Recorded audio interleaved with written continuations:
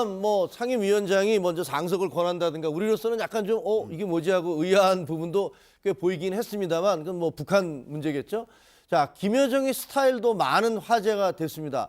청와대 방문 당시에 방명록에 남긴 글씨체 그리고 뭐라고 해야 될지 모르지만 턱끝을 약간 들어 올리고 허리는 거의 숙이지 않는 독특한 자세 같은 것들이 주목을 받았는데 그 두 분은 어떻게 생각하셨어요? 글쎄 뭐 정말로 이렇게 가벼운 미소를 띤 굳은 표정도 아니고 아, 저게 글씨죠? 예, 그런 이제 글씨체 독특한 이렇게 몸이 위로 올라가 버리는 그런 거죠. 그래서 저런 걸 또 일부에서는 뭐 김일성, 김정은, 김정일 이렇게 쓴 그래서 태양체라고도 얘기하더라고요. 그걸 이게 어렸을 때부터 예, 할아버지 글씨를 아마도 많이 이렇게 베껴서 쓰지 연습한 게 않았겠느냐. 아니냐는 그런 생각이 들고요. 그래서 두 번째 또 한 가지 이제 또 기본적으로 옷까지도 사실은 아주 심플합니다. 아무것도 뭐 액세서리도 걸치지 않고요. 그게 오히려 어떤 면에서 본인의 위상을 스스로 과시하는 그런 분 아닌가 싶어서 상당히 독특한 그런 뭐 이 문제 이 행태라고 볼 수 있습니다. 턱을 예. 저렇게 하는 거는 그러니까 예를 들어서 일정하게 뭔가 그 꼿꼿하게 보이기 위해서 내지 그러니까 그 자신감을 보여주기 위해서 저렇게 했는가 아니면 평소의 습관인가는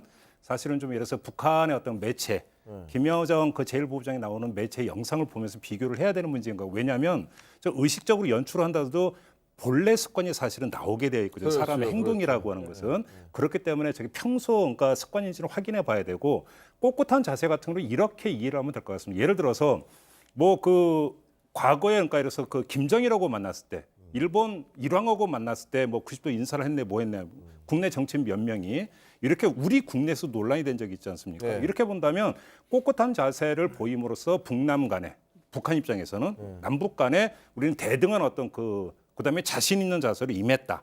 그다음에 또 어차피 사진이나 이런 게 보도가 나가야 되는 것이기 그렇죠. 때문에 이런 걸 의식해서라도 더 꼿꼿하게 했을 가능성은 충분히 있다고 봐요. 대등을 넘어서 우월하다. 쉽게 말하면 사실 그 이제 김씨 왕조는 국제 사회에서는 본인들을 다른 나라 정상하고 같은 급으로 취급을 안 한다는 얘기가 있습니다.